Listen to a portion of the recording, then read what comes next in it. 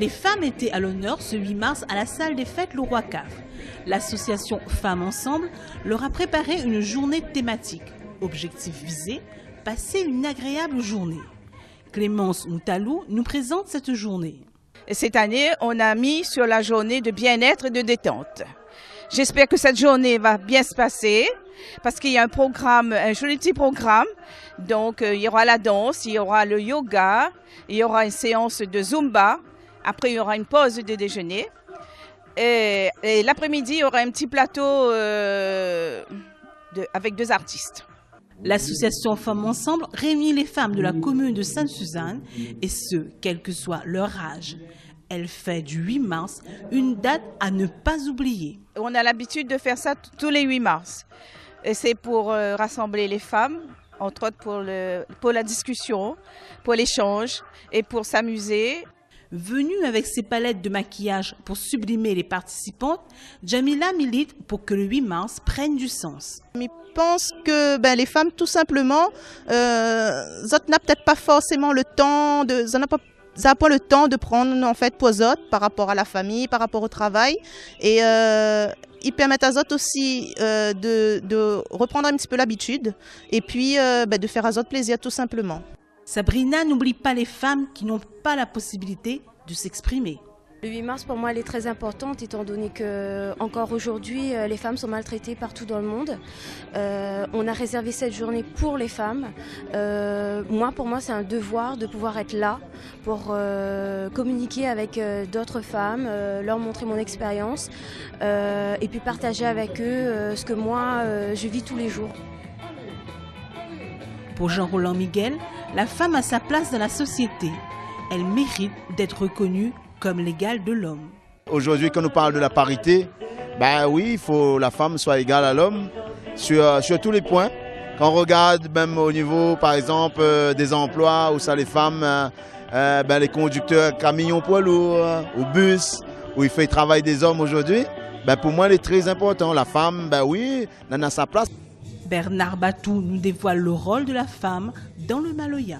Le rôle des femmes a toujours été fondamental dans la mémoire réunionnaise et dans l'histoire de Maloya.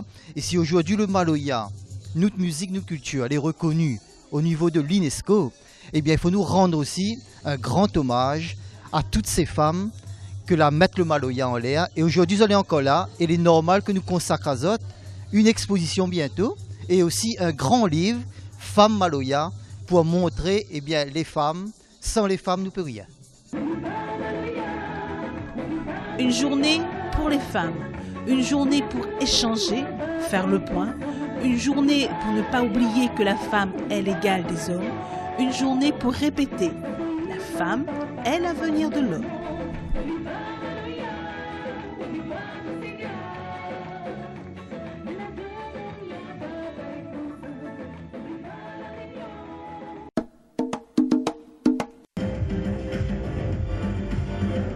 L'équipe pédagogique et les élèves du collège Hippolyte Fouque accueillent une manifestation de danse à la médiathèque Aimé Césaire. Des collégiens et des lycéens se succéderont sur la scène pour présenter un spectacle de qualité aux spectateurs. Madame Faro, la coordonnatrice, nous présente ce projet. C'est une rencontre district UNSS autour de la danse, donc de la danse contemporaine, et elle nous permet de préparer le championnat, les futurs championnats académiques donc du UNSS Danse et également les différents festivals, enfin le festival qui va bientôt se dérouler. Pour les équipes pédagogiques, la danse n'est pas seulement un moyen d'expression, car il permet d'ouvrir les élèves à d'autres formes d'apprentissage. L'activité danse est une activité donc sportive mais également artistique. Donc il s'agit chez les élèves de les sensibiliser sur ce mode d'expression. Nos jeunes élèves, nos jeunes enfants ont besoin de s'exprimer. Donc à travers la danse, on arrive à les toucher, à faire qu'ils adhèrent aux différents apprentissages. Donc du coup, les différents établissements, les collèges et lycées deviennent attractifs et ils viennent vraiment s'inscrire dans une dynamique de création. Et c'est vraiment dans un projet collectif avec leurs différents camarades, etc. Et ils sont vraiment engagés dans un processus de création du début, c'est-à-dire dans le rôle de chorégraphe, de danseurs, d'interprètes, mais également de spectateurs. Et ça peut aussi être finalisé par la formation des jeunes officiels à l'UNSS. La danse est faite d'émotions, mais il faut savoir l'évaluer. Pour devenir jeune officiel, il faut se former et garder les yeux et le cœur grands ouverts. Laura, passionnée par la danse, a entamé un cursus de formation pour devenir jeune officiel en danse. On m'a envoyé faire une formation à la médiathèque. On nous a fait montrer des vidéos et il fallait juger les vidéos sur les costumes, le maquillage, les vêtements, la lumière, la chorégraphie. Et il fallait juger avec plus de sincérité possible. Et j'étais retenue pour aller à la plaine. Et j'ai fait jeune officielle à la plaine. Danser permet de s'évader, mais aussi de prendre confiance en soi, afin de mieux communiquer avec les autres. C'est vrai que les élèves, lorsque je leur ai demandé pourquoi s'inscrivent-ils à l'UNSS, ils m'ont dit parce qu'on est timide, on n'ose pas, on a honte, on est gêné. Et bien justement, aujourd'hui, ils sont tous présents, ils vont passer sur scène et ils ont le trac. Et c'est vrai qu'on remarque qu'ils ont pris beaucoup plus de plaisir à se montrer, à partager avec les autres. Et ils prennent beaucoup plus d'assurance. Et c'est un vrai bonheur pour eux et aussi pour les enseignants. Des enseignants, des élèves, de la musique, des chorégraphies, la danse. Moment intense de bonheur partagé.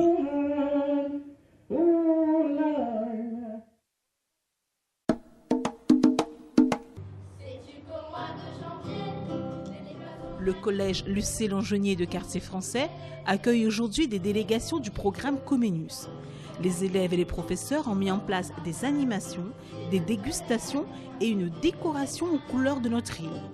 Marie-France Klein nous présente ce programme. Le programme Comenius a pour but donc de faire un échange culturel. Là, pour nous, c'est un échange culturel sur ce qu'on veut montrer, c'est-à-dire le visage de l'autre et devenir un citoyen européen, se découvrir et s'accepter.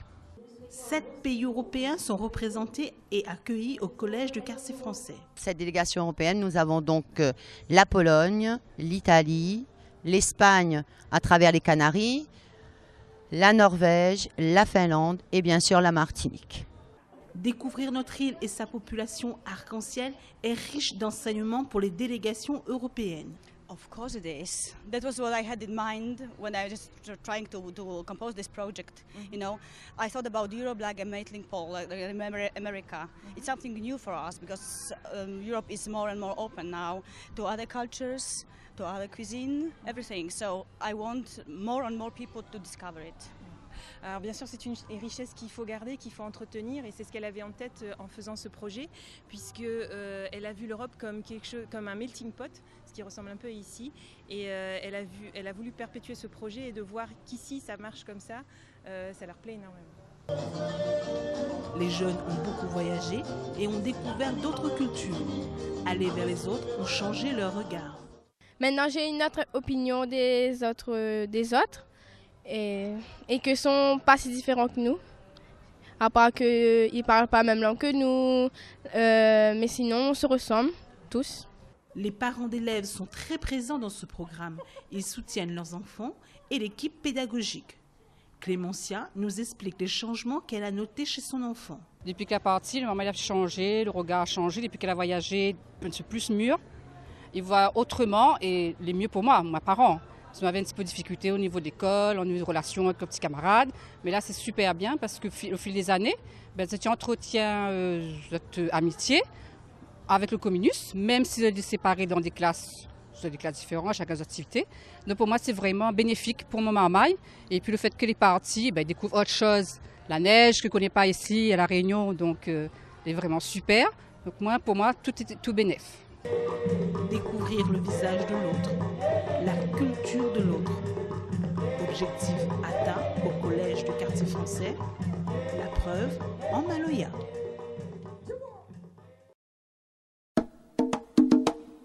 Les élections municipales se sont déroulées les 23 et 30 mars 2014 dans toute la France. À Sainte-Suzanne, les électeurs se sont déplacés en masse pour choisir leurs conseillers municipaux. Bertrand de Boisvilliers nous explique le déroulement d'une élection municipale. Elle se déroule en 2 temps. D'abord au suffrage universel direct, où les électeurs de la commune vont élire donc des conseillers municipaux au scrutin majoritaire de liste à 2 tours. Le samedi suivant, le conseil municipal s'est réuni pour élire le nouveau maire et ses adjoints. Le conseil municipal est présidé réglementairement par le doyen d'âge, donc qui ouvre la séance, qui proclame les résultats, qui installe les conseillers municipaux élus et qui ensuite donc va organiser l'élection du maire. Le maire est élu par le conseil municipal à la majorité donc absolue dès le premier tour. Si aucune majorité absolue se dégage pour le premier tour, il est organisé un deuxième tour. La majorité absolue est encore une fois requise. Et si la majorité absolue n'est pas atteinte au deuxième tour, un troisième tour de scrutin est donc organisé, au cours duquel la majorité relative suffit. Parmi les nombreux spectateurs, des parents sont présents avec leurs enfants. Ils sont venus pour que les marmailles puissent voir le déroulement des élections. Aujourd'hui, nous amènent les marmailles pour regarder cette élection.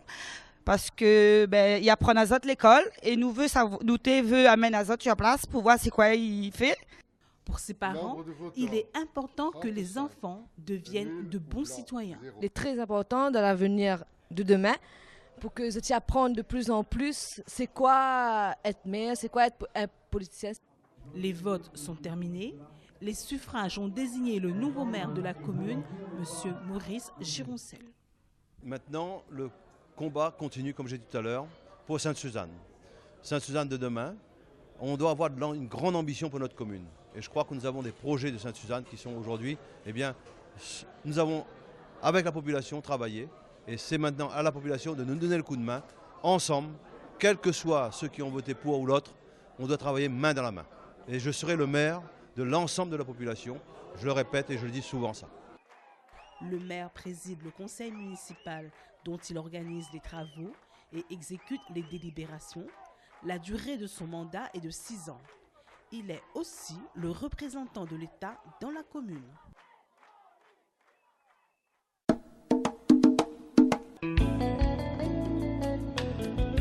Sainte-Suzanne, ville pionnière de l'agenda 21 Local France, participe à la Semaine nationale de développement durable.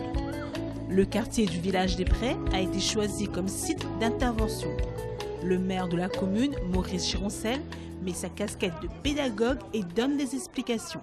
Je crois que la Semaine du développement durable, c'est surtout faire prendre conscience aux marmailles combien c'est important de défendre notre pays, la Réunion, défendre également notre planète qui est la Terre, pour que demain, on puisse travailler, on puisse vivre avec la santé, c'est très très important. Avoir également une ville propre, ne rien jeter par terre. Et nous devons, vous marmailles, donner l'exemple. Dites à vos parents, si vos parents font une bêtise, dites à vos parents, papa, maman, on ne fait pas ça. Il faut faire comme ça. Patrick Amourdhomme nous explique l'importance du travail avec les enfants dans le cadre de la thématique « Consommer autrement pour préserver nos espaces naturels ». Nous sommes partis mettre en place 2-3 stands le mardi 2 avril donc, à l'école Béatin. Les enfants du village des Prés étaient scolarisés à l'école Béatin.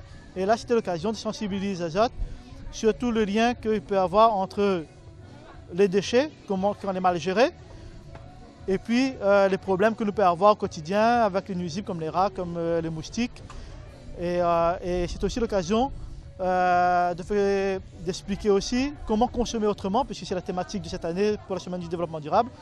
Comment consommer autrement pour produire moins de déchets, pour éviter les déchets et donc du coup améliorer notre cadre de vie. Des ateliers ludiques ont été mis en place par les partenaires de la manifestation. Les enfants ont recueilli beaucoup d'informations en s'amusant.